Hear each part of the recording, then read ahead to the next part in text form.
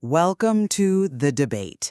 Our discussion today focuses on really the fundamental architecture of excellence, drawn from observations of elite performers. Is greatness something you are inherently born with, an innate capacity that dictates your ultimate potential, or is it a quality that must be meticulously built, something chosen and sustained through discipline and unwavering standards? And that is the tension that defines every single career trajectory, isn't it? Because that belief alone, whether achievement is innate or it's cultivated, that decides how hard people ultimately try and, where they place the responsibility when they fail. Precisely. So we're diving into the dynamic between inherent talent, which creates that early separation, and cultivated character, which ensures reliability. How do these factors determine true longevity and excellence? All the arguing that exceptional physical and psychological capacity is a necessary prerequisite. It really sets the elite ceiling required for the built attributes to even matter at the highest level. Right. And I come at it from a different way. I will argue that greatness is structurally defined as a pattern of behavior and consistency, which makes standards and daily choices, not genetics, the ultimate decisive factors regardless of any initial raw talent. My core position is simple. Achieving greatness necessitates mastery.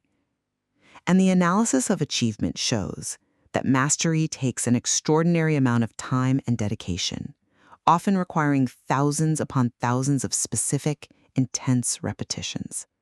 So the initial raw capacity, whether we're talking about physiological limits, neurological processing speed, or an inherent psychological robustness, that is what allows an individual to sustain the sheer volume and intensity required for true skill acquisition over that long period.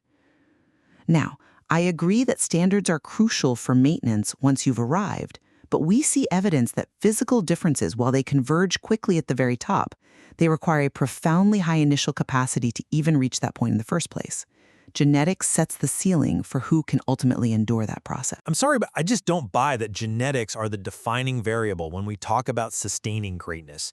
Greatness, according to the material we've reviewed, it isn't a single outcome like winning one championship. It is defined as a pattern of consistent, excellent behavior under continuously changing and often unfavorable conditions. That pattern is fundamentally built. Standards are the foundation. They're structural, they are not emotional, and they must be chosen daily. In fact, relying too heavily on your premise, this idea of born capacity, is often a liability. A liability? How so? Because talent is visible, it's easy to admire. And when success comes easily, unmanaged talent allows discipline to become entirely optional. We see countless examples of brilliant careers that just collapse, not from a lack of ability, but from a fatal lack of structure. Standards create the necessary frame. Character governs behavior precisely when conditions are unfavorable, and that becomes the decisive element when those initial physical advantages you mentioned, well, they converge and disappear at the elite level. The critical differentiator in the elite sphere is longevity. The path to sustained greatness requires intelligence, restraint, and an immense respect for recovery and sustainability. Longevity is the clearest indicator of true greatness. I mean, so many careers, rich with early promise, end prematurely because sustainability is ignored. The talent hasn't vanished, the structure has. Consistency is always decisive. Small, well-executed actions performed daily without exception ultimately outperform sporadic, maximal effort driven by raw intensity. The discipline to stay relevant over decades is built day after day. It's not inherited. That's an interesting point, and I do agree that consistency is non-negotiable for longevity, though I would frame the result differently. If consistency ensures longevity, what level of performance is being sustained? The text acknowledges that intensity has its necessary place, and consistency merely provides the stable platform from which intensity can be applied effectively. My argument is that the platform itself, the underlying physical and neurological capacity for truly extreme, elite performance, is largely inherited. You can build incredible skill, certainly, but you can't manufacture a biological or neurological ceiling that simply doesn't exist. I think you are confusing capacity with commitment. You focus so heavily on the starting line, but I'm focused on the structural requirement necessary to finish the marathon. Most people who fall short do not fail from a lack of talent. They fail from a lack of structure and sustained character. They fall to what the material refers to as the lure of avoidance. If standards are structural, as we agree, then the components of greatness, the meticulous habits, the necessary routines, the disciplined recovery, can be instituted by anyone willing to accept the responsibility for building them. Wait, but we are discussing the elite ceiling. I am arguing that an individual without the necessary inherited capacity for high-level adaptation will hit an unyielding biological limit, regardless of their behavioral standards. I mean, you can build all the structure you want, but you can outwork genetics forever and still lose the race. The question isn't whether standards matter, it's whether they can elevate a below-capacity performer to the top tier. And my position is that the top tier is defined by those who manage their capacity, not just those who possess it. Talent is inert without structure. Let's shift this discussion to a component of character that often gets misinterpreted: humility. Humility requires an accurate assessment of strengths, yes, but also a realistic appraisal of one's limitations. For those who are demonstrably not born with the requisite physical or psychological gifts for a particular demanding domain, say a domain demanding explosive speed or intense, prolonged cognitive load, isn't true humility recognizing a hard limit set by nature? We see the text discuss the importance of accepting your reality. Otherwise, we risk subjecting individuals to unrealistic pressure by pushing this idea that greatness is purely built. Accepting innate limits is responsible, it's a realistic assessment. I am not convinced by that line of reasoning at all, because you are using humility as a mechanism for fatalism, and that is just a convenient excuse for not doing the necessary work. Humility, in the context of the source material, is fundamentally about the acceptance of feedback and the willingness to confront weakness without exception or excuse. This is directly related to accountability. It means taking ownership of outcomes and constantly searching for learning rather than searching for an external excuse like genetics. But if the physiological capacity is simply not present, then that pursuit becomes what I would call toxic optimism, forcing individuals into a futile chase. We have to be honest about where the natural separation occurs. That belief that you are fundamentally capped by biology, it protects people from the responsibility required for everyday excellence. We are talking about the highest level of achievement, where the assumption is that a high degree of talent does exist in the cohort. At that tier, the defining factor is how that talent is managed and sustained, not whether it was initially present. If structure matters, then discipline is everything.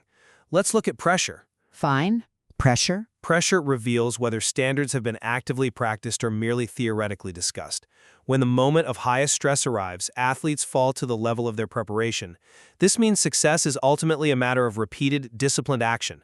We talk about the disciplined mindset. It is built on the acceptance that motivation is unreliable, replacing emotional debate and uncertainty with execution and standardized habitual action. That structure shields you from collapse. Highly disciplined efforts require a willingness to endure difficulty, accepting struggle and failure as non-negotiable parts of the journey. The struggle often involves prolonged periods of defeat, stagnation, or just intense physical pain. The material we examine describes the capacity to treat failure as information rather than identity. I submit that the innate psychological robustness required to separate identity from outcome and to persist through that kind of extreme physical and psychological duress must be an inherited trait. Why must it be inherited? Because without that inherent wiring, the discipline collapses long before mastery even begins to emerge. The capacity to withstand that deep, persistent struggle is a born advantage that facilitates the built process. You can't build the engine size necessary to withstand the friction of mastery if the original frame is just too weak. I would argue that psychological resilience is precisely what is built through repeated, intentional exposure to struggle. It isn't a factory setting you're born with. It is an adaptation, a callus formed by consistent resistance. You cannot adequately train for external pressure in a sterile, controlled environment and then expect to hold up when the variables increase in a high-stakes scenario. You have to train with intention and incorporate stress and discomfort regularly. That choice, the choice to seek resistance rather than comfort, is discipline. And discipline is a choice repeated daily, not a genetic lottery ticket. It's a dynamic exchange with your environment. But the speed and efficiency with which certain individuals adapt to that stress is itself a function of their born capacity. Even if resilience is an adaptation, the rate of successful adaptation varies immensely based on initial capacity. The person who adapts faster requires fewer repetitions to internalize the lesson, which shortens the path to mastery, and that reinforces the initial genetic advantage. This creates separation even among the most dedicated. If that were entirely true, then why do we see so many naturally gifted individuals flame out?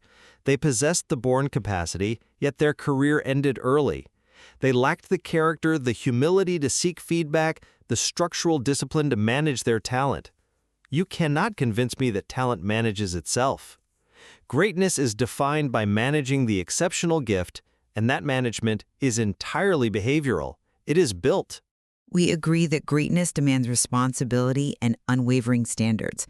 However, the analysis consistently shows that the entry price for elite performance is high, demanding minimum levels of physical and psychological capacity that are simply not equally distributed across the population. If greatness is built entirely on choice, why do so many people who apply extremely high standards and immense effort day after day never make it to that converged elite level? This suggests the necessary foundational capacity must be present first. You need the foundation to bear the load of the standards you impose. And yet, the text is clear. Success built on avoidance or on unmanaged talent eventually collapses. The narrative shows that the greatest athletes and performers, regardless of their status or past achievements, consistently return to fundamentals, repeatedly. Greatness is not about the peak. It is about the sustained line of performance. It is the choice to honor standards when easier options exist. And that choice, the deliberate alignment of effort, values, and behavior, is accessible and must be sustained long after initial born talent fades and plateaus. Reliability is the ultimate built advantage. We have illuminated the complex relationship between inherent ability and cultivated character. We see how the sustained pattern of greatness requires both the capacity to begin the journey and the discipline to endure the prolonged, painful, and often humiliating process of mastery. It seems the true elite require a symbiotic relationship between what they are given and what they choose to build upon it. Indeed. We have shown that if greatness is built quietly through daily choice, why do so many people with evident dedication never achieve it? And if greatness is born and purely capacity-driven, why do so many gifted people still manage to fail? So, what do you believe, built or born?